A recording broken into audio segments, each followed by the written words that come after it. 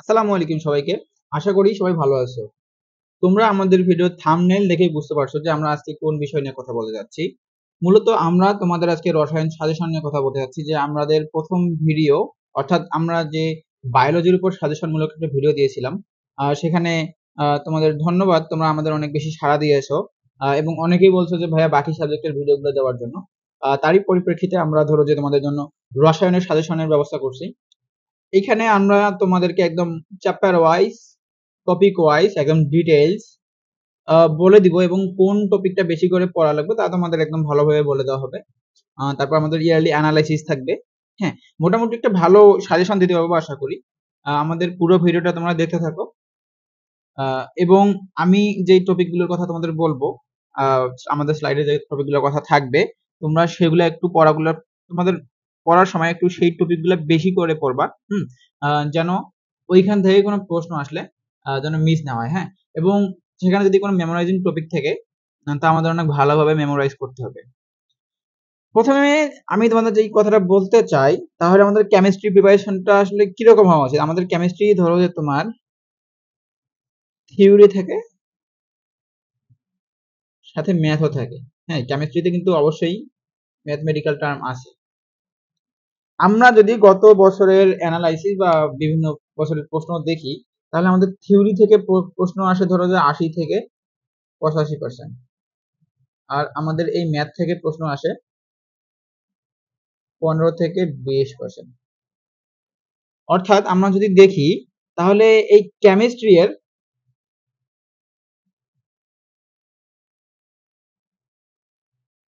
এর জন্য থিওরি এবং ম্যাথ দুটোই ইম্পর্টেন্ট। হ্যাঁ, এখন ধরো যে তোমার জন্য কেমিস্ট্রিতে আমরা যদি একদম সবগুলো ম্যাথ স্কিপ করে যাই, তাহলে কিন্তু ধরো যে আমাদের হাত থেকে ১৫ থেকে ২০% মার্কস মোটামুটি কিন্তু কম হয়ে যাচ্ছে। এবং আমাদের থিওরিটা অনেক ভালোভাবে পড়া লাগবে। এই থিওরিটা আমাদের একমাত্র তখনই ভালো হবে যখন কিন্তু ভাই আমরা মেইন বই পড়বো।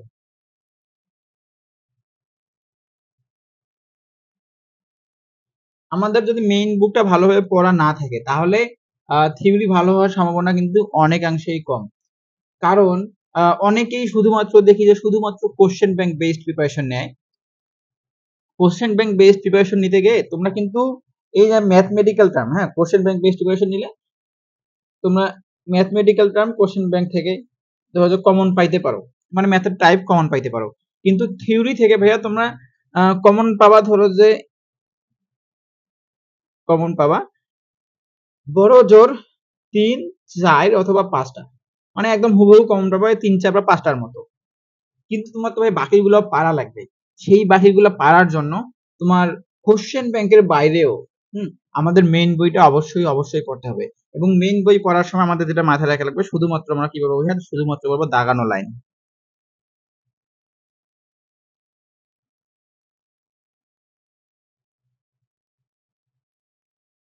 যেহেতু আমাদের হাতে আর বেশি সময় নাই, অর্থাৎ দাগানো লাইনের বাইরেও কিন্তু পড়ার মতো কোনো চান্স নাই। হ্যাঁ, প্রশ্ন আসলে মূলত দাগানো লাইন থেকেই বেশিরভাগ প্রশ্ন আসে এবং মোটামুটি সব প্রশ্নগুলোই দাগানো লাইন থেকে আসে। আর টিচারদেরও অনেক পছন্দের লাইন সেগুলো। অতএব আমরা শুধু দাগানো লাইন পড়বো যেন আমাদের প্রিপারেশনটা অনেক গোছালো হয়। বেশি বেশি তথ্য মনে রাখার দরকার নাই, একদম শুধু দাগানো লাইন পড়বো। আর আমরা যে টপিকের কথা তোমাদেরকে বলে দিব, সেখান থেকে একদম হাইলাইটেড টপিকগুলা তোমরা যখন পাঠ্য বইয়ে পড়বা অনেক ভালো করে পড়বা। হ্যাঁ, কারণ সেখান থেকে প্রশ্ন আসার সম্ভাবনা সব থেকে বেশি। আমরা যদি তোমাদের কেমিস্ট্রি ফার্স্ট পেপারের ইয়ার অ্যানালাইসিসটা দেখাই, তাহলে তোমরা এখানে দেখতেই পাচ্ছ যে কোন অধ্যায়টা কত বেশি ইম্পর্টেন্ট এবং কোন অধ্যায় পড়ার সময় তোমার কিরকম সময় দেওয়া উচিত। যেমন ধরো এখানে কর্মমুখী রসায়ন, কর্মমুখী রসায়নে তোমার যে কৃষি গুচ্ছর ২২-২৩, ২০২১-২২, ২০২০-২১, ২০১৯-২০, ভাই কোনো সেশনে কিন্তু প্রশ্ন আসে নাই। হ্যাঁ, তাই বলে তুমি যদি চাও যে আবার অধ্যায়টা একদম তুমি গ্যাপ রেখে যাবা, একদম পড়বা না, সেটাও কিন্তু অনেক ভুল। কিন্তু তুমি যখন অধ্যায়টা পড়বা একটু কম সময় দিবা। হ্যাঁ, একদম যেগুলো না পড়লেই নয়, আমরা তোমাদেরকে টপিক ওয়াইজ বলে দিব, একদম যেগুলো না পড়লেই নয় শুধুমাত্র সেগুলো পড়বা। এখান থেকে অনেক বেশি কিছু পড়ার মতো নাই, কারণ সেখান থেকে প্রশ্ন আসেই না এবং প্রশ্ন আসলেও সর্বোচ্চ একটা বা দুইটা আসতে পারে, এর থেকে বেশি আসার সম্ভাবনা কিন্তু নাই ভাইয়া। এবার অন্যদিকে যদি দেখি মৌলের পর্যায়বৃত্ত ধর্ম ও রাসায়নিক বন্ধন, এখানে দেখো চারটা চারটা চারটা দুইটা, অর্থাৎ ভাই এখানে 2 থেকে 4টা তোমাদের জন্য প্রশ্ন আসতেছে প্রতি বছর 2 থেকে 4টা প্রশ্ন আসতেছে। অতএব আমাদের মৌলের পর্যায়বৃত্ত ধর্ম ও রাসায়নিক বন্ধন চ্যাপ্টারটা কিন্তু ইম্পর্টেন্ট। এই অধ্যায়টা পড়ার সময় আমাদেরকে একটু বেশি সময় দিয়ে পড়তে হবে এবং আমাদের যে হাইলাইটেড টপিকগুলা সেগুলো একটু বেশি ভালো করে পড়তে হবে। একইভাবে গুণগত রসায়ন সেটাও কিন্তু অনেক ইম্পর্টেন্ট। দেখা যাচ্ছে 2022 সেশনে এখান থেকে প্রশ্ন আসছিল 3টা, 2021-22 সেশনে প্রশ্ন আসছে 4টা, 2020-21 সেশনে প্রশ্ন আসছে 3টা এবং 19-20-এ আসছে 3টা। অর্থাৎ ভাই এখানে কিন্তু মানে সবসময় 3 বা 4টা প্রশ্ন আসতেইছে। গুণগত রসায়ন থেকে 3টা বা 4টা প্রশ্ন আসতেইছে। সুতরাং আমাদের গুণগত রসায়নটাও যখন পড়বো অনেক ভালো করে এবং মনোযোগ দিয়ে পড়বো এবং আমাদের যে হাইলাইটেড টপিকগুলো থাকবে সেগুলো অনেক ভালোভাবে করার চেষ্টা করবো। তারপর রাসায়নিক পরিবর্তন যদি দেখতে চাই, 2019-20 সেশনে আসছিল একটা প্রশ্ন, তার 20-21 সেশনে আসছে একটা প্রশ্ন, 21-22-এ আসেই নাই এবং হঠাৎ করে 2022-23 সেশনে এখান থেকে প্রশ্ন আসছে 4টা। হ্যাঁ, সেরকম ভাবে কিন্তু আমাদের কর্মক্ষী রসায়নে প্রশ্ন আসে নাই। এখান থেকে আবার ধরো যে আমাদের এই বছরে একটা আবার 2টা আসতেও পারে। এই জন্য আমাদের এটা পড়তে হবে এবং রাসায়নিক পরিবর্তন দেখো ভাই এই যে রিসেন্টলি কিন্তু দেওয়া শুরু করছে। তার মানে এখান থেকে যদি এবার 4টা নাও আসতে পারে, তারপরেও কিন্তু ভাই 2 থেকে 3টা আসার চান্স আছে। আমাদের অ্যানালাইসিসটা তোমরা দেখলেই একটু মনোযোগ দিয়ে দেখলেই বুঝতে পারবা যে আসলে আমাদের কোন চ্যাপ্টারটা কত বেশি মনোযোগ দিয়ে পড়া উচিত। আমাদের সেকেন্ড পেপারের জন্য অ্যানালাইসিসটা আমরা দেখি, তাহলে এখানে দেখবা যে পরিবেশ রসায়নের ক্ষেত্রে 2022 সেশনে আমাদের আসছিল প্রশ্ন 2টা, 21-22 সেশনে কোনো প্রশ্ন আসে নাই এবং 2020-21 সেশনে প্রশ্ন আসে নাই, সরি।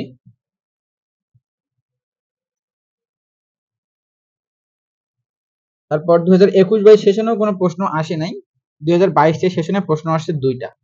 ওকে, তারপর যে জৈব রসায়ন না পরিবেশ রসায়নটা তোমরা যখন পড়বা সেখানেও ধরো যে সময় দিয়ে পড়বা, যেহেতু প্রশ্ন আসা শুরু হয়েছে 2022 সেশনে, অর্থাৎ একদম রিসেন্ট সেশনে প্রশ্ন আসছে।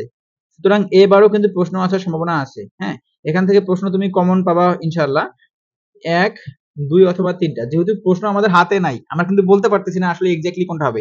আমরা জাস্ট তোমাদের একটা ধরো যে সম্ভাবনা দিতে পারতেছি এবং আমাদের সম্ভাবনার যে মাত্রা সেখান থেকে প্রশ্ন আসবে ধরো যে 1, 2 এবং বড়জোর 3টা। এর থেকে বেশি আসার প্রশ্নের সম্ভাবনা নাই। এবং সবথেকে বেশি ইম্পর্টেন্ট যে চ্যাপ্টার তা হলো জৈব রসায়ন। অনেকেই ভাইয়া জৈব রসায়ন চ্যাপ্টারটা স্কিপ করতে চাও, কিন্তু জৈব রসায়ন চ্যাপ্টারটা কখনোই স্কিপ করা উচিত না। তুমি দেখতেই পারতেছো ভাইয়া এখান থেকে তোমার প্রশ্ন আসতেছে 6, 7, 9, 4টা। অর্থাৎ এখান থেকে তোমার প্রশ্ন আসতেছেই ভাইয়া, মানে বরাবর 6-7টার মতো প্রশ্ন আসতেছে। এখন আবার কোন এক সালে 9টা প্রশ্ন আসছিল 2020-21 সেশনে 9টা পর্যন্ত প্রশ্ন আসছিল। হ্যাঁ, আমি যদি তোমাদেরকে জৈব রসায়ন নিয়ে স্পেসিফিকলি বলতে চাই, কারণ জৈব রসায়ন নিয়ে ধরো যে একটা তোমাদের মনের ভেতরে একটা আছে যে অনেকেই চাচ্ছ যে জৈব রসায়ন স্কিপ করতে। হ্যাঁ, আমি তোমাদের জৈব রসায়নটা একদম ক্লিয়ার করে দিচ্ছি।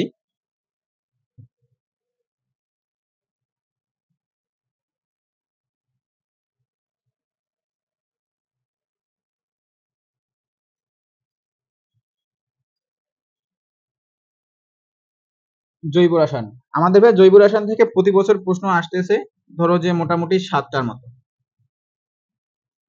কেমিস্ট্রি টোটাল প্রশ্ন কয়টা? কেমিস্ট্রি টোটাল প্রশ্ন থাকে 20টা। তার মধ্যে ভাই জৈব রসায়ন থেকে যদি আমাদের আসে 7টা, হ্যাঁ, তাহলে আমাদের বাকি থাকে প্রশ্ন 13টা। এখন তুমি যদি, অনেক স্টুডেন্ট আছে যারা জৈব রসায়ন স্কিপ করতে চাচ্ছ, এটা তাদের জন্য। তুমি যদি এই জৈব রসায়নটা স্কিপ করো, তাহলে তোমার থেকে অনায়াসে এই 7টা প্রশ্ন কিন্তু মিস হয়ে যাচ্ছে। মানে তোমার যদিও জৈব রসায়ন থেকে যদি সোজা প্রশ্ন আসে, তাত্ত্বিক প্রশ্ন অনেক সোজা প্রশ্ন আসে, তুমি জৈব রসায়ন পড়ো নাই জন্য তোমার কিন্তু একদম সেক্ষেত্রে কনফিডেন্স লো হয়ে যাবে। সোজা প্রশ্ন আসলেও তোমাকে সেটা যদি তুমি দাগাইতে চাও, তোমার অবশ্যই দ্বিধাবোধে পড়তে হবে, কারণ তুমি জৈব রসায়ন স্কিপ করছো। হ্যাঁ, তুমি যদি শুধুমাত্র ভাইয়া, আমি যেটা বলতে চাচ্ছি তোমাকে, তুমি যদি শুধুমাত্র সাধারণ বেসিক টুকু রাখো,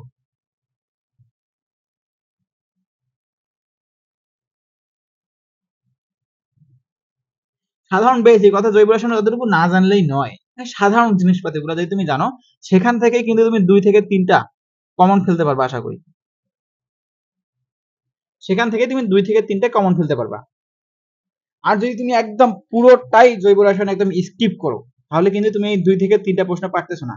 অ্যাডমিশন সিজনে 2 থেকে 3 মার্ক তো অনেক বড় একটা ডিল, হ্যাঁ? 0.25 মার্ক এইটা কি মানে এইটা অনেক বড় একটা ডিল, কারণ এডমিশনে কিন্তু তোমার ভাইয়া অনেক বড় একটা অঙ্কের একটা অনেক বড় একটা নাম্বারের স্টুডেন্ট পরীক্ষা দিচ্ছ। সেখানে 0.25 মার্কের যে মূল্য তা তোমরা হয়তোবা ইতিমধ্যে পেয়ে আসছো। তোমাদের আলাদাভাবে সেটা বোঝানো লাগবে না। কারণ কৃষি গুচ্ছের আগে যত এক্সামিনেশন বাংলাদেশে আসে তোমার সবগুলোই দিয়ে আসছো। হ্যাঁ? তোমাদের কখনোই উচিত হবে না যে জৈব রসায়নের এই আমাদের 60টা প্রশ্ন একদম স্কিপ করে। কারণ তোমার রসায়ন থেকে আসেই 20টা প্রশ্ন, এখান থেকে যদি আমরা 60টা প্রশ্ন স্কিপ করি, বাকি যে 13টা প্রশ্ন আছে এই 13টা প্রশ্ন যে আমরা পারবো কি না তার কিন্তু সিউরিটি আমরা দিতে পারতেছি না ভাইয়া। কারণ বিভিন্ন অধ্যায় থেকে বিভিন্ন রকমের প্রশ্ন আসতে পারে। হ্যাঁ, আবার ম্যাথমেটিক্যাল টার্ম দিয়ে ভরায় রাখতে পারে। তাহলে আমরা কি করবো সেক্ষেত্রে? আমাদের জৈব রসায়নটা অবশ্যই পড়তে হবে এবং আমি তোমাদেরকে আমাদের অনেক ভালো একটা সাজেশন দেওয়ার চেষ্টা করবো জৈব রসায়ন সম্পর্কে, একদম টপিক ওয়াইজ, যেখানে টপিক গুলা তোমরা অনেক ভালোভাবে পড়বা। আশা করি সেখান থেকে কমন পাবা ইনশাল্লাহ। তারপর যদি আমরা এখানে দেখি যে পরিমাণগত রসায়ন, পরিমাণগত রসায়নের ক্ষেত্রে 2022-23 সেশনে কোনো প্রশ্ন আসেনি। 2021-22 সেশনে প্রশ্ন আসছে 4টা, 2020-21 সেশনে প্রশ্ন আসছে 2টা এবং 2019-20 সেশনে প্রশ্ন আসছে 7টা। হ্যাঁ, এই দেখো মাঝে মাঝে কিন্তু কোনো এক ক্ষেত্রে অ্যাক্সিডেন্ট হইতেই পারে। কোনো অধ্যায় থেকে ছাড়দার পছন্দ বেশি হলো একদম দিয়ে দিল, তোমার এখানে কিচ্ছু করার নাই। যেমন ধরো এখানেই পরিমাণগত রসায়ন থেকে প্রশ্ন দিয়েছে তোমার 7টা। হ্যাঁ, কিছু করার আছে তোমার? তুমি পরীক্ষা দিলে দাও, না দিলে নাই, স্যারদের কিছু যায় আসে না। সুতরাং আমাদের সব অধ্যায় সম্পর্কে একদম যেগুলো থেকে প্রশ্ন আসে নাই তাও একটু করে দেখে দিতে হবে, যেন সেখান থেকে প্রশ্ন আসলে আমরা পারি। হ্যাঁ, আবার যদি আমরা তড়িৎ রসায়নের দিকে তাকাই, এখানে দেখতে পারবা যে 2022-23 সেশনে প্রশ্ন আসছে একটা, 2021-22 সেশনে প্রশ্ন আসছে একটা, 2020-21 সেশনে প্রশ্ন আসছে একটা এবং 2019-20 সেশনে সেখান থেকে কোনো প্রশ্ন আসে নাই। অর্থাৎ আমরা এখান থেকে বুঝতে পারতেছি যে তড়িৎ রসায়ন থেকে প্রশ্ন আসতে পারে তোমার একটা বা দুইটা, আবার কোনো কোনো ক্ষেত্রে প্রশ্ন নাও আসতে পারে। হ্যাঁ, এখন আমরা তোমাদেরকে যেটা দিব তা হলো আমাদের অধ্যায় ভিত্তিক অ্যানালাইসিস। আমরা অধ্যায় ভিত্তিক প্রশ্ন ব্যাংক চেক করার মাধ্যমে যে অ্যানালাইসিসটা করছি, অর্থাৎ আমরা তোমাদেরকে যে টপিকগুলোর কথা বলবো সেগুলা অনেক বেশি ইম্পর্টেন্ট টপিক, এগুলা থেকে প্রশ্ন সব থেকে বেশি বার আসছে এবং তোমরা যদি পড়ার সময় এই টপিকগুলো একটু ভালো করে কভার করো, একটু ভালো করে পড়াশোনা করো, তাহলেই কিন্তু ধরো যে তোমরা পরীক্ষার হলে ইনশাল্লাহ কমন ফেলতে পারবা। বেশি দেরি না করে আমাদের টপিক ওয়াইজ সাজেশনটা শুরু করে দিই। যদি আমরা দেখি গুণগত রসায়নের ক্ষেত্রে, গুণগত রসায়নের ক্ষেত্রে বিভিন্ন টপিক আছে, অনেক টপিক আছে। তার মধ্যে আমাদের এই কয়েকটা টপিক, অর্থাৎ আইসো সম্পর্কিত তথ্য, অর্থাৎ কোনটা তোমার ধরো যে আইসো ইলেকট্রন, কোনটা না কোনটা আইসোটোপ, আইসোটোন, আর কোনটা আইসো ইলেকট্রন, হ্যান ত্যান এগুলা যেগুলো আছে, হ্যাঁ, সেখান থেকে কিন্তু অনেক প্রশ্ন আসে। সুতরাং আমাদের ধরো যে এখানে এই যে আইসো সম্পর্কিত তথ্যটা পড়া লাগবে। অর্থাৎ আমাদের আইসোটোপ, আইসোটোন, কি হলে আইসোটোপ হবে, কি হলে আইসোটোন হবে, তারপর আইসোবার, বিভিন্ন রকমের প্রশ্ন আসতে পারে।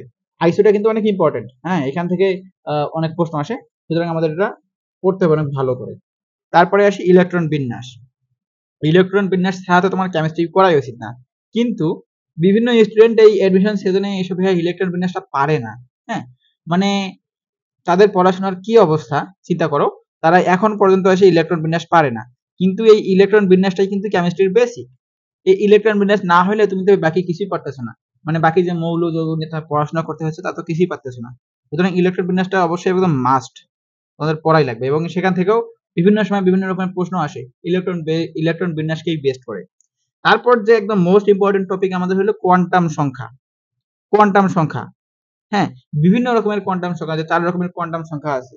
সেগুলো কিভাবে প্রকাশ করে, সেগুলোর যে আরেক ধরনের নাম আছে, মানে কোয়ান্টাম সংখ্যা রিলেটেড যে কোনো তথ্য খুবই ইম্পর্টেন্ট। এখান থেকে কিন্তু প্রশ্ন আসার সম্ভাবনা খুবই বেশি এবং এখান থেকে অনেক প্রশ্ন আসে। সুতরাং তোমরা কোয়ান্টাম সংখ্যার টপিকটা অনেক ভালোভাবে পড়বা। তারপর আমাদের গুণগত রসায়নের এখান থেকে তোমার ধরো যে দ্রাব্যতা এবং দ্রাব্যতা গুণফল থেকে ম্যাথমেটিক্যাল টার্ম আসতে পারে। হুম, আমি যে আমার ম্যাথমেটিক্যালের প্রশ্ন মানে ম্যাথমেটিক্যাল 15 থেকে 20% এর কথা বলছিলাম, তার মধ্যে ধরো যে একটা আয়নিক গুণ মানে দ্রাব্যতা গুণফল এবং দ্রাব্যতা, সেখান থেকে ধরো যে ম্যাথমেটিক্যাল টাইপের প্রশ্ন আসতে পারে। তারপর সম্পৃক্ত বন, অসম্পৃক্ত বন, এগুলো কিন্তু মানে হিউজ প্রশ্ন আসে দ্রাব্যতা এবং দ্রাব্যতা গুণফল থেকে। সুতরাং এই টপিকটা পড়ার সময় অনেক গুরুত্ব দিয়ে তোমরা পড়বা। তারপর আসে আয়ন শনাক্তকরণ। এই আয়ন শনাক্তকরণ ধরো যে তোমার কোন আয়ন শনাক্তকরণের জন্য কোন দ্রব্যটা ইউজ করা হয়, এখান থেকে বেশি কিছু করার দরকার নেই, কিন্তু এখান থেকে প্রশ্ন আমরা আসতে দেখছি একদম। তারপরও আমরা যেটা না পড়লেই নয়, কোন দ্রব্য থেকে কোন আয়ন আমরা শনাক্ত করতে পারি, তারপর একটু বিভিন্ন কালার গুলা সেগুলো পড়ে নিব, এগুলো আয়ন শনাক্তকরণের জন্য ইম্পর্টেন্ট। তারপর আসবে ক্রোমাটোগ্রাফি। হ্যাঁ, আমাদের গুণগত রসায়নের শেষের দিকে টপিকে আছে ক্রোমাটোগ্রাফি, সেখানে বিভিন্ন রকমের ক্রোমাটোগ্রাফি আছে। তারপর ধরো যে আবার তোমার পাতন পাতন আছে, তারপর সাধারণ পাতন, হ্যান ত্যান ওগুলা যেগুলো আছে সেগুলো অনেক ভালোভাবে পড়বো। হ্যাঁ, সেখান থেকে কিন্তু প্রশ্ন অনেক বেশি আসে, এবং সেখানকার যে উদাহরণগুলা, মানে কোন পাতন বা কোন ক্রোমাটোগ্রাফির মাধ্যমে আমরা কোন ধরনের তোমার শনাক্ত করে থাকি সেগুলো পড়তে হবে। কোন ধরনের যৌগ আমরা শনাক্ত করি বা কোন ধরনের যৌগ আমরা ধরো যে বের করে নিয়ে আসি সেগুলো জানতে হবে। তাহলে কিন্তু আমাদের গুণগত রসায়নের প্রস্তুতিটা অনেক ভালোভাবে হচ্ছে। অতএব আমি যদি তোমার সারসংক্ষেপে বলি, এই টপিকগুলা আমি যেগুলো তোমাদের এখানে দিয়েছি এই টপিকগুলো একদম মোস্ট ইম্পর্টেন্ট টপিক। কিছু না পড়লেও অন্তত এই টপিকগুলো তোমাদেরকে ভালোভাবে পড়তে হবে, তাহলেই তোমার গুণগত রসায়নের প্রিপারেশনটা আল্লাহর মতে ভালো হয়ে যাবে, এবং বাকি যে টপিকগুলো আছে ওগুলাতে তোমার চোখ বুলাবা, যেন অ্যাক্সিডেন্টলি সেখান থেকে প্রশ্ন আসলে কোনোভাবেই সেটা আমাদের মিস না হয়ে যায়। তারপরে আসি মৌলের পর্যাবৃত্ত ধর্ম ও রাসায়নিক বন্ধন। হ্যাঁ, আমরা দেখছি এই অধ্যায়টাতে কিন্তু অনেক বেশি প্রশ্ন আসে। হ্যাঁ, একদম আমরা এখান থেকে প্রশ্ন পাইছি 4টা করে, 4টা 5টা করে প্রশ্ন আমাদের এখান থেকে আসেই থাকে, অর্থাৎ অধ্যায়টা কিন্তু অনেক বেশি ইম্পর্টেন্ট। এবং আমি যে তোমাদের টপিকগুলোর কথা বলবো সেগুলো এই অধ্যায়ের মধ্যে মোস্ট ইম্পর্টেন্ট টপিক। আমাদের এই টপিকগুলো অধ্যায়ের মোস্ট ইম্পর্টেন্ট টপিক। তার মধ্যে আমি দেখবা যে কয়েকটা লাল কালার দিয়ে রাখছি, এগুলো একদম তোমার 7 স্টার বলতে ভাই এখানে স্টার নাই কোনো, স্টার দিলেও শেষ হবে না, পুরাটাই স্টার দিয়ে ভর্তি করে রাখলেও শেষ হবে না। এটা সব থেকে বেশি ইম্পর্টেন্ট, এখান থেকে প্রশ্ন আসবেই ইনশাল্লাহ। অধ্যায় থেকে প্রশ্ন আসলে এখান থেকে প্রশ্ন আসার সম্ভাবনা মানে একদম সব থেকে বেশি।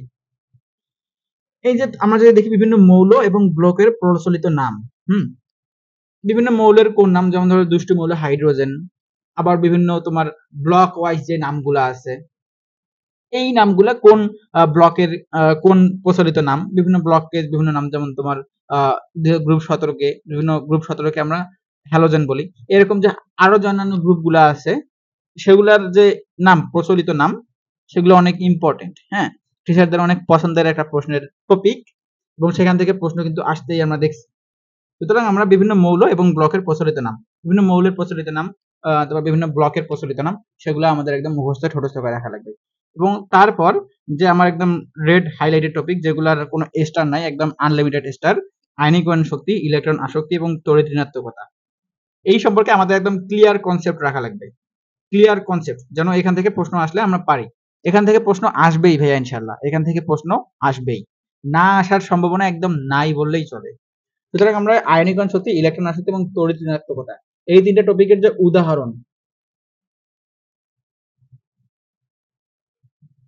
এই 3টা টপিকের উদাহরণ এবং নিচের কোনটির আয়নিক শক্তি বেশি বা নিচের কোনটির ইলেকট্রন আসক্তি বেশি বা তড়িৎ ঋণাত্মকতা বেশি, আবার কোন ধারাক্রমটি সঠিক, এরকমের প্রশ্ন আসতে পারে। এবং সেগুলা কিন্তু আমরা যদি একটু বইয়ের উদাহরণগুলো ভালো করে দেখি, বেশি উদাহরণ নাই, সামান্য কিছু উদাহরণ আছে, সেগুলো যদি একটু দেখি তাহলে কিন্তু অনেক ভালোভাবে আমরা আয়নিক শক্তি, ইলেকট্রন আসক্তি এবং তড়িৎ ঋণাত্মকতা থেকে প্রশ্ন আসলে আনসার করতে পারবো। তারপরে যে ইম্পর্টেন্ট টপিকটা হলো সংকরায়ন। হ্যাঁ, সংকরায়ন টপিকটা অনেক ইম্পর্টেন্ট, সেখান থেকেও ধরো আমরা বিগত বছরে অনেক প্রশ্ন আসতে দেখেছি।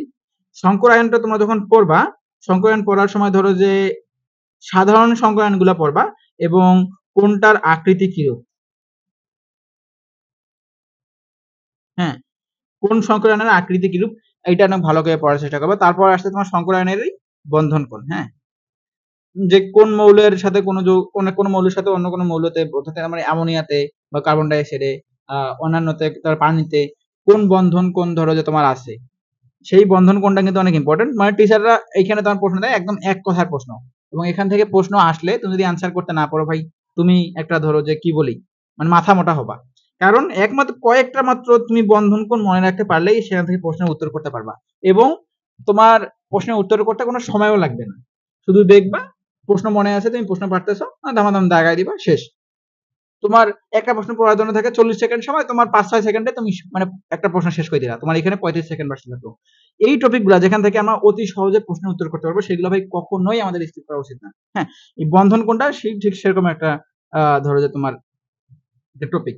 তারপর বিভিন্ন রকমের পদার্থ, ধরো যে কোনটা তোমার অম্লীয় পদার্থ, কোনটা ক্ষারীয় পদার্থ, কোনটা উভধর্মী পদার্থ, সেগুলো বিভিন্ন রকমের পদার্থ এইখান থেকে কিন্তু প্রশ্ন আসে। হ্যাঁ, আমাদের প্রশ্নে বলা থাকে নিচের কোনটি অম্লীয় যৌগ, নিচের কোনটি ক্ষারীয় যৌগ বা নিচের কোনটি উভধর্মী যৌগ। বিশেষ করে উভধর্মী যৌগটা,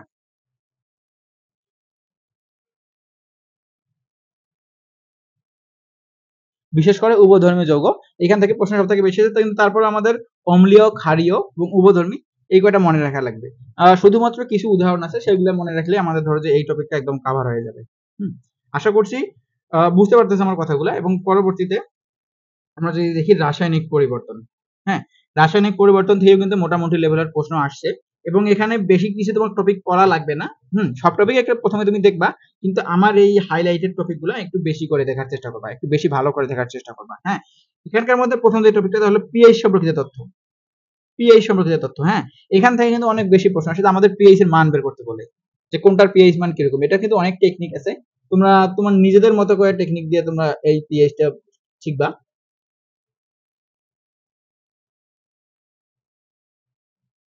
নিজেদের মতো করে টেকনিক দিয়ে এই পিএইচটা শিখবা। হ্যাঁ, পিএইচ থেকে প্রশ্ন আসলে অনেক বেশি প্রশ্ন আসে না, অনেক বেশি কঠিন প্রশ্ন আসে না, মোটামুটি সোজা প্রশ্নই আসে। এবং সেখান থেকে আমাদের অ্যান্সার করা কিন্তু অনেক ইজি। তারপর যদি দেখি বাফার দ্রবণ, যেহেতু ভাইয়া তোমরা কৃষি গুচ্ছে পরীক্ষা দিচ্ছ, হ্যাঁ, ধরো যে এটা মেডিকেল টাইপ একটা, যেমন আমাদের এখানে প্রাণীদের নিয়েও আলোচনা অনেক করা লাগে। আমাদের ধরো যে রক্ত একটা বাফার, এইটা বাফার নিয়েও কিন্তু আমাদের মানে ফিজিওলজি নিয়ে একটা সাবজেক্ট আছে। সেইখানে আমাদের এই বাফার টাফার নিয়ে পড়া লাগে। হ্যাঁ, টিচাররা আমাদের পড়ায় এবং আমাদের এই টিচাররাই তোমাদের প্রশ্ন বানাবে। সুতরাং এই বাফার দ্রবণটা যেহেতু টিচারদের একটি ধরো যে একটা পছন্দের একটা টপিক, এবং এই বাফার থেকে প্রশ্ন আসার সম্ভাবনা কিন্তু অনেক বেশি এই অধ্যায় থেকে। সুতরাং বাফার দ্রবণটা তোমরা যখন বই থেকে পড়বা অনেক ভালো করে পড়ার চেষ্টা করবা। তারপর যেটা দেখি লা শাতেলের নীতি। আমরা ভাইয়া লা শাতেলের নীতি যখন থেকে শিখছি, অর্থাৎ ক্লাস 9 থেকে আমরা লা শাতেলের নীতি শিখছি। সেখান থেকে আমরা দেখতে পাচ্ছি যে প্রতিটা পরীক্ষায় লা শাতেলের নীতি আসেই। 9-10 আমরা এসএসসি পরীক্ষা দিছি, তারপর ধরো যে এইচএসসি পরীক্ষা দিছি, সেখানে লাসা তিলের নীতি। তারপর ধরো যে এডমিশনে বিভিন্ন জায়গায় গেছো, সেখানে লাসা তিলের নীতি, যে কোথায় গেলে কি হবে না হবে, কোন দিকে কি যোগ করতে হবে না হবে, যোগ করলে কি হবে না হবে, মানে এই নীতি থেকে অনেক প্রশ্ন আসে। সুতরাং এটা অনেক বেশি ইম্পর্টেন্ট। এবং তুমি যদি একটু মাত্র বুঝো, লাসা তিলের নীতি তোমার মাথায় যদি একটু ঢুকে, তাহলেই কিন্তু ভাইয়া তুমি এখান থেকে অনেক ইজিলি প্রশ্নের উত্তর দিতে পারতেছো। সুতরাং লাসা তিলের নীতি অনেক বেশি একটা ইম্পর্টেন্ট। তারপর আসতেছে প্রভাবক, মানে কোন বিক্রিয়ায় কি প্রভাবক দিলে ধরো যে বিক্রিয়াটা অনেক ভালোভাবে হবে, বা তোমার ধনাত্মক প্রভাবক, ঋণাত্মক প্রভাবক। আমাদের বইয়ে কিন্তু একটা ছক দেওয়া আছে, ধনাত্মক প্রভাবক, ঋণাত্মক প্রভাবক, তারপর ধরো যে আরো যে প্রভাবকগুলো আছে, ওই কয়েকটা শুধু উদাহরণগুলো তোমরা পড়বা। হ্যাঁ, শুধুমাত্র উদাহরণগুলো পড়লেই এনাফ। এবং এই প্রশ্নটা সেরকম প্রশ্ন, হ্যাঁ, প্রশ্ন দেখবা, উত্তর জানো, ধামাধাম মারি দিবা, তুমিও নাম্বার পেয়ে যাবা, তোমার সময় স্কিপ, মানে তোমার সময় অনেকটা বেঁচে যাবে। আর তারপর কিছু বিক্রিয়া, আমাদের যেহেতু এই রাসায়নিক পরিবর্তন অধ্যায়ে অনেক বিক্রিয়া আছে, তারপরে কিছু একদম বিক্রিয়া না পড়লেই নয়, যেমন তোমার ইউরিয়া তৈরির বিক্রিয়াটা, তারপর অ্যামোনিয়ার বিক্রিয়াটা, বা এরকম অনেক কিছু বিক্রিয়া আছে যেগুলো না পড়লেই নয়, একদম সব থেকে হাইলাইটেড বিক্রিয়া। সেগুলো তোমরা একটু দেখার চেষ্টা করবা, যেন এখান থেকে প্রশ্ন আসলেও তোমরা উত্তর করতে পারো। কারণ এখানে আমরা দেখছি রাসায়নিক পরিবর্তন অধ্যায় থেকে তোমার অনেক সময় বিক্রিয়া দিয়ে কিন্তু একটু প্রশ্ন দিতে পারে, একটু ঘুরায় পেঁচায়। এটা একটু টাইপটা কঠিন হবে, কিন্তু তারপরেও তোমরা একদম যে বিক্রিয়াগুলো সব থেকে বেশি হাইলাইটেড সেগুলো দেখে যাওয়ার চেষ্টা করবা। এবং তার পরবর্তীতে আমাদের কেমিস্ট্রি ফার্স্ট পেপার একদম সর্বশেষ অধ্যায়, যেখান থেকে আমরা এখন পর্যন্ত কোনো কৃষি গুচ্ছে প্রশ্ন আসতে দেখি নাই। তারপরেও ভাইয়া আমাদের এখান থেকে প্রশ্ন আসার সম্ভাবনা, অর্থাৎ কৃষি গুচ্ছের আগে যে আমাদের একক কৃষি ভর্তি পরীক্ষা হয়তো, সেখানে আমরা দেখছি যে কয়েকটা টপিক থেকে সব থেকে বেশি প্রশ্ন আসছে। তার মধ্যে হলো তোমার খাদ্য সংরক্ষণ এবং বিভিন্ন অ্যান্টিঅক্সিডেন্ট। হ্যাঁ, খাদ্য সংরক্ষণ রিলেটেড যে প্রশ্নগুলো আছে সেগুলো আসার সম্ভাবনা সব থেকে বেশি, এবং বিভিন্ন অ্যান্টিঅক্সিডেন্ট সম্পর্কিত প্রশ্ন আসার সম্ভাবনা সব থেকে বেশি। সুতরাং তোমরা কেমিক্যাল রসায়ন পড়ার সময় এই দুইটা টপিকের উপর বেশি জোর দিবা। এবং এখান থেকে আসার যতগুলো প্রশ্ন আসে সবগুলো অনেক ভালোভাবে দেখে যাবা। এরপর আমরা তোমার কেমিস্ট্রি সেকেন্ড পেপারে চ্যাপ্টার যদি অ্যানালাইসিস করি, আমরা দেখতে পাচ্ছি যে আমাদের কেমিস্ট্রি সেকেন্ড পেপারের প্রথম অধ্যায় পরিবেশ রসায়ন। পরিবেশ রসায়ন থেকে কিন্তু মোটামুটি লেভেলের একটা প্রশ্ন আসছে, 2-3টা করে প্রশ্ন আসছে। এখানকার মধ্যেও অনেক অনেক অনেক হিউজ পরিমাণ টপিক আছে। এবং আমরা যদি টপিকগুলো ছোট করি এবং কোনটা বেশি ইম্পর্টেন্ট সেটা যদি দেখতে যাই, তাহলে তুমি দেখতে পারবা যে আমাদের এখানে এই কয়েকটা টপিক 1, 2, 3, 4, 5 এই 5টা টপিক সব থেকে বেশি ইম্পর্টেন্ট পরিবেশ রসায়নের জন্য, এবং এখান থেকে প্রশ্ন আসার চান্সেস সব থেকে বেশি।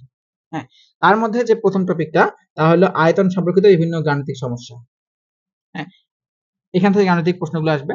আয়তন সম্পর্কিত যেমন তোমার বয়েলের সূত্র, চার্লসের সূত্র, হ্যান ত্যান যে সূত্রগুলো আছে সেখান থেকে ধরো তোমার অনেক গাণিতিক সমস্যা আসতে পারে। আবার ওইখান থেকে কিন্তু অনেক তোমার ধরো যে অনেক প্রশ্ন আসতে পারে। তোমরা ইতিমধ্যে পরীক্ষা দিয়েছো, তোমরা প্রশ্ন ব্যাংক পড়ছো। আশা করি জানো যে তোমার এই যে সূত্রগুলো আছে সেখান থেকে তোমার কি রকমের প্রশ্ন আসতে পারে। হুম। তারপর বিভিন্ন সূত্র, দ্বিতীয় টপিক আছে বিভিন্ন সূত্র। এটাও এই সেম কাহিনী, যে এইটা টপিকটাই, অর্থাৎ চার্লসের সূত্র, বয়েলসের সূত্র, তারপর যে আলাদা যে বিজ্ঞানীগণ আছে তাদের সূত্র, সেখান থেকেই আমাদের বিভিন্ন সূত্রগুলো অনেক ইম্পর্টেন্ট, তার জন্য দুইবার লেখা হয়েছে যেন তোমরা ওই সূত্রগুলা এবং তাদের কার্যকরগুলা কোনোভাবেই স্কিপ না করো। তারপর যেটা আমরা দেখতে পাচ্ছি ভাইয়া, গ্রিন হাউস গ্যাস। আবার যে কথাটা না বললেই নয়, হ্যাঁ, আমাদের তোমার পরীক্ষা দেবে কৃষি বিশ্ববিদ্যালয়ে। কৃষি বিশ্ববিদ্যালয়ে তোমার কি করে, তোমার ধরো গাছপালা, পশু পাখি এগুলো নিয়ে কাজ করে। আমাদের সর্বোপরি মূল উদ্দেশ্য হলো আমাদের দেশের মানুষকে সার্ভ করা, হ্যাঁ, আমাদের দেশকে সার্ভ করা, অথবা যারা বিদেশে যাবে তারা বিদেশকে সার্ভ করবে। হ্যাঁ, তুমি দেশে বা বিদেশে যেখানেই যাও সেখানেই তোমার ধরো যে পশু পাখি, গাছপালা বা এগুলা নিয়ে রিসার্চ করা লাগবে। ওকে, সেগুলোর জন্য ভাই অনেক গ্রিন হাউস গ্যাস কতটা ইম্পর্টেন্ট সেটা তো জানোই। গ্রিন হাউস গ্যাস তোমার ধরো যে শীতকালীন দেশে, যে শীত প্রধান দেশে, সেখানে শাকসবজির উৎপাদন করার জন্য তোমার গ্রিন হাউস করা হয়, কিন্তু আমাদের পৃথিবীর তো অবস্থা বর্তমান খারাপ হয়ে যাচ্ছে এইমাত্র গ্রিন হাউস গ্যাসের কারণে। তারপর আবার তোমার মাছ যদি তুমি চাষ করতে যাও তাহলে বিওডি, সিওডি, ডিও এগুলো অনেক বেশি ইম্পর্টেন্ট। সুতরাং এই যে গ্রিন হাউস গ্যাস এবং বিওডি, সিওডি, ডিও এগুলোর যে মাত্রাটা, কোন মাত্রাটা গেলে কি রকম হবে এবং আমাদের জন্য একদম সব থেকে বেশি আহ অনুকূল মাত্রা কোনটা, তারপর খারাপ মাত্রা কোনটা, সেগুলো ধরো যে আমাদের এই বিওডি, সিওডি, ডিও এর ক্ষেত্রে জানা রাখা লাগবে। হ্যাঁ, এগুলো তোমরা ভালোভাবে পড়বা। শুধুমাত্র মানগুলা, এখানে কিন্তু অনেক বেশি পড়া না, অনেক অল্প পড়া। আমি তোমাদের অনেক বেশি পড়াটাকে অনেক ছোট করে দিচ্ছি যেন তোমরা এই পড়াগুলো অন্তত মিস না করো। এই পড়াগুলো দেখার পর অবশ্যই মানে পরীক্ষায় বসার আগে অবশ্যই তোমাকে এই টপিকগুলো দেখে যাইতে হবে। Green house gas, BOD, COD এবং ডিও। তারপর সিএফসি সম্পর্কে তোমরা জানো, মানে সিএফসি এর নামকরণ আসে, যেমন ধরো সিএফসি 11 এর তোমাকে যদি নামকরণ করতে বলে, এখানে তোমার বিভিন্ন টপিক আছে। এখানে তুমি ধরো যে +90 করে দেওয়ার পর কথা যায় 101, ঠিক আছে। মানে যে টপিক তোমার যেভাবে পড়ছো, যেভাবে তোমার নিউমনিক গুলো মনে রাখছো, এবার এই সময় আসলে নতুন নিউমনিক তোমার মনে রাখতে যাবা না। তোমার ইন্টার লাইফ থেকে বিভিন্ন এডমিশন সিজনে যা যা পড়ে আসছো সেগুলারই তোমরা ধরো যে এইখানে প্রয়োগ ঘটাবা এবং সেভাবে পড়াশোনা করবা যেন তোমাদের আগের পড়াটাই হয়, কিন্তু তোমার একদম ভালোভাবে পড়াটা হয়। হ্যাঁ, আমাদের এই টপিকগুলা অনেক ভালোভাবে পড়া লাগবে। শুধুমাত্র 5টা টপিক দিয়েছি ভাই পরিবেশ রসায়নের, এবং সেগুলো most most most important topic. তারপর আমরা আসতেছি তোমার পরিবেশ রসায়ন, জৈব রসায়ন। হ্যাঁ, এই তো জৈব রসায়ন। জৈব রসায়ন, জৈব রসায়ন অনেকের ক্ষেত্রে ত্রাস। হ্যাঁ, কিন্তু আমি তোমাদেরকে জৈব রসায়নের একদম একদম ছোট করে দিয়েছি, একদম ছোট একটা সিলেবাস, যেটা তোমার পড়লে তুমি ধরো যে 6 থেকে যে 7টা প্রশ্ন আসবে সেখান থেকে তুমি 3 থেকে 4টা, 5টা, ইভেন 6টা পর্যন্ত প্রশ্ন কমন ফেলাইতে পারো। কারণ আমাদের অ্যানালাইসিস থেকে যেই টপিক থেকে প্রশ্ন সব থেকে বেশি আসছে, আমরা তোমাদেরকে একদম সেই টপিকগুলা মানে একদম হাইলাইট করে দেওয়ার চেষ্টা করতেছি। তোমরা জৈব রসায়নটা একদম স্কিপ করবা না।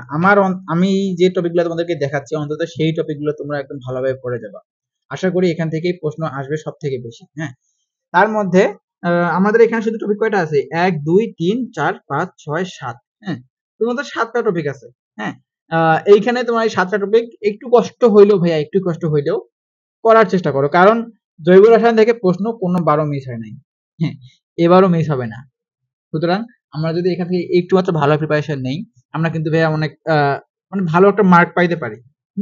আর জৈব রসায়ন কিন্তু ভাইয়া তোমার কি মুখস্থ প্রশ্ন, দেখবা, উত্তর পারবা, দাগাবা, ধামাধাম, তোমার সময় বেঁচে গেল।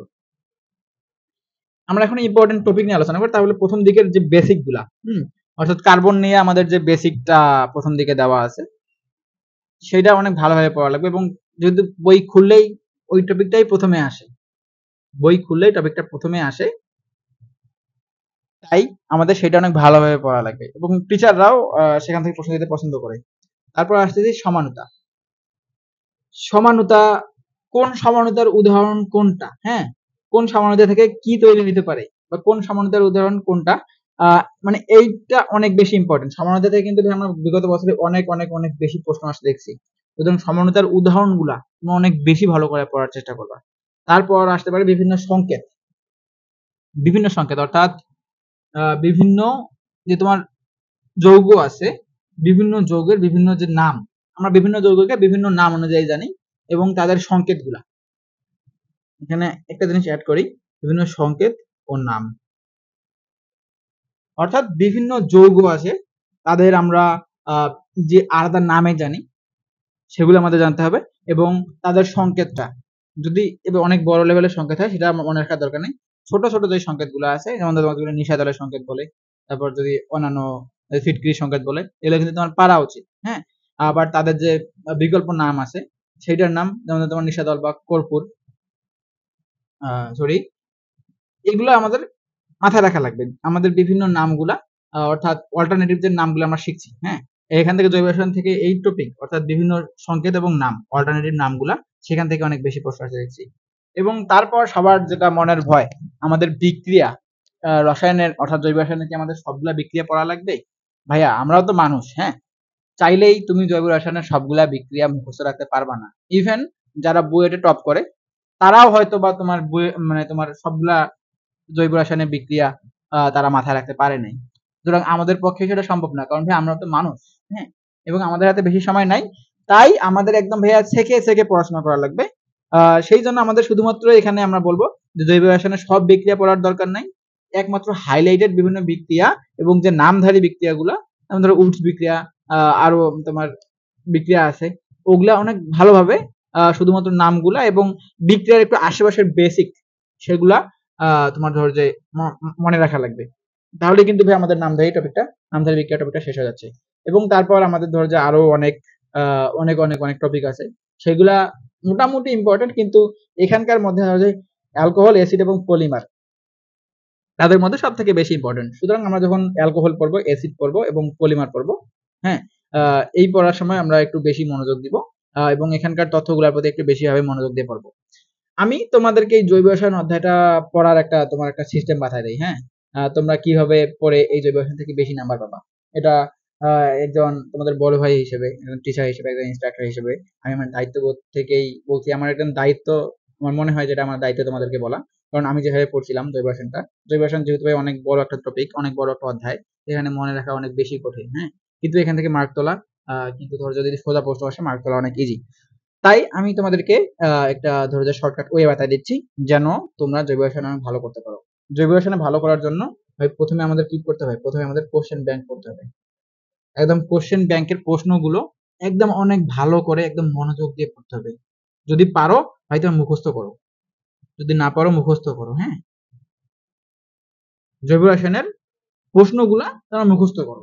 যদি না পারো, যদি না বুঝতে পারো, মুখস্থ রাখো, তো ধরা পড়ো, সমস্যা নেই। তারপর যে এই কোশ্চেন ব্যাংকের দেখবা যে কোশ্চেন ব্যাংকের সাথেই প্রশ্নটার সাথেই কিন্তু নিচে অনেক ইয়া দেওয়া থাকে, লাইন দেওয়া থাকে, হ্যাঁ, ওগুলা কিন্তু অনেক ইম্পর্টেন্ট। কোশ্চেন ব্যাংকের লাইন যখন প্রশ্ন সলভ করবা সেখানে কিন্তু অনেক লাইন থাকে। এই যে তুমি কোশ্চেন ব্যাংকের প্রশ্ন পড়লা অনেক ভালোভাবে, তারপর কোশ্চেন ব্যাংকের নিচে যে লাইনগুলো ওগুলো কিন্তু অনেক ইম্পর্টেন্ট, তুমি সেগুলো পড়লা, তোমার কিন্তু রিভিশন সম্পর্কে একটা ভালো একটা প্রিপারেশন হয়ে গেল। এবং তারপর তোমার যদি সম্ভব হয় এবং এটা পড়া উচিত যে বইয়ের দাগানো লাইন।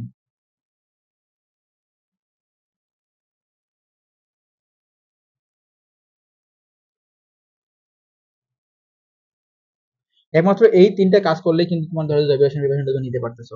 প্রথমে কোশ্চেন ব্যাংকের প্রশ্নগুলো পড়বা, বুঝে বুঝে পড়ার চেষ্টা করবা, না হলে খেলা মুখস্থ করে ফেলবা। কারণ জৈব রসায়ন থেকে কিন্তু আমরা দেখছি প্রশ্ন রিপিট হয়, হ্যাঁ, প্রশ্ন রিপিট হয়। তারপর জৈব রসায়নের যে তোমার প্রশ্নগুলো পড়লা, প্রশ্ন যখন উত্তর দেয়, হ্যাঁ, প্রশ্ন উত্তর দেওয়ার সময় কিন্তু তোমার এডিশনাল কিছু লাইন থাকে, সেগুলো পড়বা।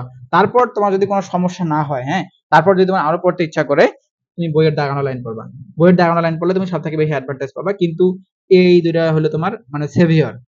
কোশ্চেন ব্যাংক করবা এবং কোশ্চেন ব্যাংকের প্রশ্ন পড়বা, তারপর যে অ্যান্সারের সাথে যে সামঞ্জস্য যে লাইনগুলো আছে সেগুলো পড়বা। আশা করি বুঝতে পারছো। আমাদের পরবর্তী অধ্যায় পরিমাণগত রসায়ন। পরিমাণগত রসায়নে আমরা কি দেখছিলাম, তোমার এক সালে কয়টা প্রশ্ন আসছিল? 7টা প্রশ্ন আসছিল। আর বাকি সালগুলোতে ধরো যা আসছিল মোটামুটি প্রশ্ন। সুতরাং পরিমাণগত রসায়ন থেকেই প্রশ্ন আসে। এখানটাও অনেক ইম্পর্টেন্ট, হ্যাঁ, এবং আমাদের এই টপিকগুলো 5টা ইম্পর্টেন্ট টপিক, এখান থেকেই ধরো যে মোটামুটি প্রশ্নগুলো আসছে। তারপর তোমরা ধরো যে আমি আবারও বলি, একদম শুধুমাত্র সাজেশন অনুযায়ী পড়ার দরকার নাই, কারণ অ্যাক্সিডেন্ট ঘটতেই পারে। হ্যাঁ, টিচারদের মন তো আমরা পড়তে বুঝি না, বা টিচারদের মন তো আমরা পড়তে পারি না। মানে টিচারদের কিরকম প্রশ্ন পড়তে পারে তা ধারণা করতে পারি, কিন্তু টিচাররা যদি চায় যে আমি ঘুরাই দিব, নাথিং টু ডু, আমাদের কিছু করার নাই, তোমারও কিছু করার নাই। তুমি পরীক্ষায় পারলে পারবা, না পারলে নাই, টিচারদের কিছু যায় আসে না। কিন্তু ভাই আমাদের যায় আসে। সুতরাং তোমরা আমাদের এই ইম্পর্টেন্ট টপিকগুলো পড়বা, কিন্তু যখন তোমরা এই সময় প্রথমবার বইটা পড়বা, তখন ধরো যে যে আনইম্পর্টেন্ট টপিকগুলো আছে সেগুলো একটু মোটামুটি দেখার চেষ্টা করবা, এবং রিভিশন দেওয়ার সময় এই ইম্পর্টেন্ট টপিকগুলো এবং প্রথমবার পড়ার সময় হলে অনেক ভালোভাবে পড়ার চেষ্টা করবা, বুঝলা? তারপর লাস্ট নাইট রিভিশন দেওয়ার সময় তোমরা এই টপিকগুলো অনেক ভালোভাবে পড়তে পারো। তাহলে ধরো তোমার প্রিপারেশনটা অনেক গোছালো হবে আশা করি। আমাদের ইম্পর্টেন্ট টপিকগুলোর মধ্যে আছে প্রাইমারি ও সেকেন্ডারি স্ট্যান্ডার্ড পদার্থ। নিচের কোনটি প্রাইমারি স্ট্যান্ডার্ড পদার্থ, নিচের কোনটি সেকেন্ডারি স্ট্যান্ডার্ড পদার্থ। এই টাইপের প্রশ্ন কিন্তু এবার আমরা বরাবর আসতেই দেখি, এই টাইপের প্রশ্ন আসেই। হ্যাঁ, তো ধরো যে আমরা একটা শর্টকাট মনে রাখছিলাম যে প্রাইমারি স্ট্যান্ডার্ড পদার্থে অলওয়েজ সি থাকে। হ্যাঁ, অর্থাৎ কার্বন অলওয়েজ থাকবে, শুধুমাত্র হাইড্রোক্লোরিক অ্যাসিড আর নাই। তোমরা এইভাবে বিভিন্ন ধরনের শর্টকাটের মাধ্যমে ধরো যে প্রাইমারি স্ট্যান্ডার্ড পদার্থ, সেকেন্ডারি স্ট্যান্ডার্ড পদার্থের উদাহরণগুলো মনে রাখবা। তারপর আসি মোলারিটি, মোলালিটি, নরমালিটি। যেহেতু এটা পরিমাণগত রসায়ন, এখান থেকে তোমার ম্যাথমেটিক্যাল টার্ম আসার চান্সেস সব থেকে বেশি, এবং সেই ম্যাথমেটিক্যাল টার্মগুলো আসবে এখান থেকে, মোলারিটি, মোলালিটি এবং নরমালিটি। এই অর্থাৎ আমাদের মোলারিটি, মোলালিটি, নরমালিটি এই টপিকগুলা অনেক ভালোভাবে সলভ করতে হবে, এবং এখানকার ম্যাথগুলো ভালোভাবে সলভ করতে হবে। তারপর যেটা দেখতে পাচ্ছি পরমাণু, মৌল এবং যৌগের আয়তন গণনা। হ্যাঁ, আমাদের প্রশ্ন দেয়, ঠিক আছে, ধরো যে আয়তন সম্পর্কিত অনেক প্রশ্ন আসে কিন্তু, যেমন ধরো তোমার 22 গ্রাম কার্বন ডাই অক্সাইডের আয়তন কত, এরকম কিন্তু অনেক প্রশ্ন আসে। প্রশ্নগুলো অনেক ইজি এবং ট্রিকি।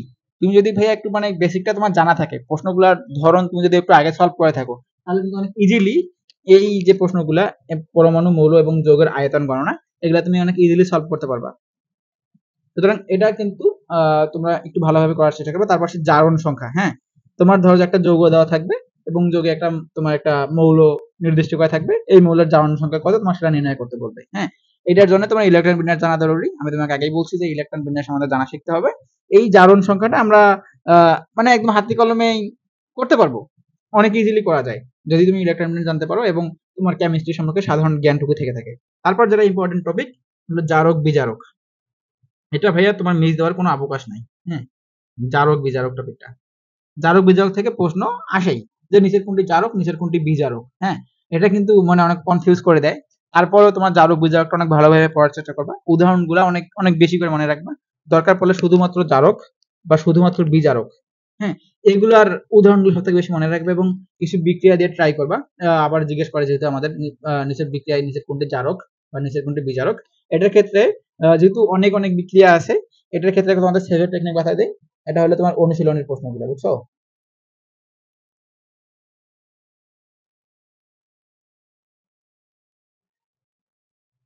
অনুশীলনের প্রশ্নগুলা, তোমরা অনুশীলনের প্রশ্নগুলো থেকে যে প্রশ্নগুলো আছে যে নিচের কোনটি জারক, নিচের কোনটি বিজারক ওই বিক্রিয়াটিতে, অনুশীলনের যে প্রশ্নগুলো আছে সেখান থেকে তুমি যদি জারক বিজারক গুলো পড়ো, আই থিঙ্ক ওগুলোই এনাফ পরীক্ষার জন্য।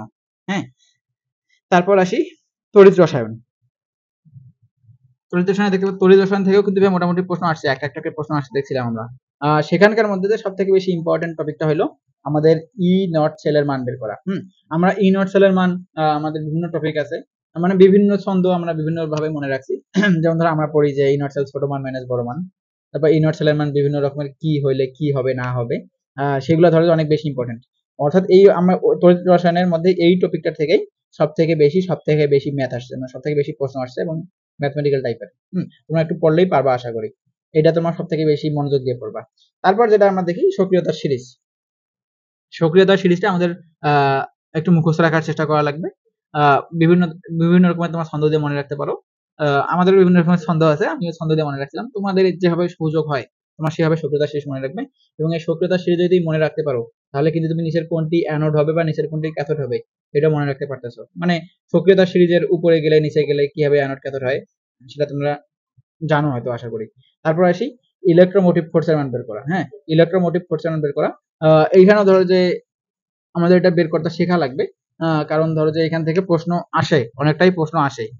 নিচে নিচে কোনটি বা ইএমএফ সেলের মান কত, ওকে, এখান থেকে প্রশ্ন আসে, সুতরাং আমাদের এটাও অনেক ভালো করে শেখা লাগবে। এখান থেকে আসবে তোমার ম্যাথমেটিক্যাল টার্ম, হ্যাঁ, ম্যাথ আসবে।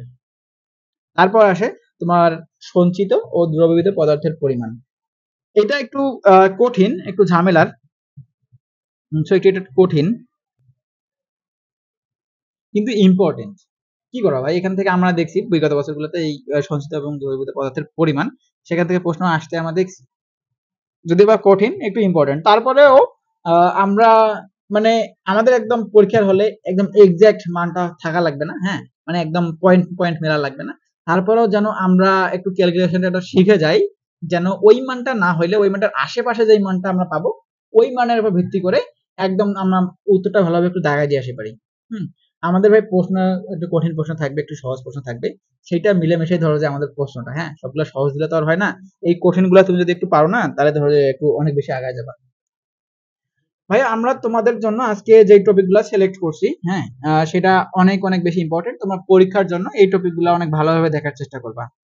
আশা করি আমার এই ক্লাসটি তোমাদের ভালো লাগছে এবং তোমরা জানো যে আমাদের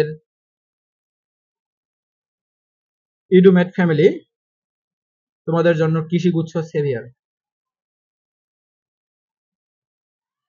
কৃষিগুচ্ছ রিকভারি ব্যাচ, কৃষিগুচ্ছ রিকভারি ব্যাচের আয়োজন করছি আমরা, যেখানে তোমাদের আমরা ধরো যে ডেইলি টাস্ক দিব। হুম, ডেইলি টাস্ক দিব, এটা আমি আমাদের আগের পূর্ববর্তী ভিডিওতে আলোচনা করছি। আমরা ডেইলি তোমাদের টাস্ক দিব, তারপর ধরো যে আমরা তোমাদের বিভিন্ন নোট সার্ভ করব, তারপর আমি সই করে তোমাদের গাইডলাইন করব, তারপর তোমাদের একদম ডেইলি টাস্কের ভিত্তিতে ডেইলি এক্সাম থাকবে, হ্যাঁ, অনেক অনেক অনেকগুলা প্রিমিয়াম ফিচার,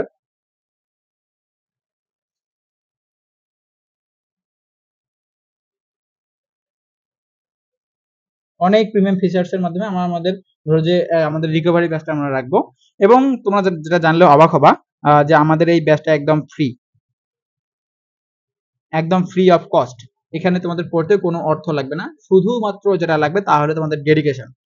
কারণ ভাইয়া তোমরা, আমরা দিন শেষে তো আমাদের চলার জন্য ধরো যে একটা ফুয়েল লাগে, হ্যাঁ, একটা শক্তি লাগে।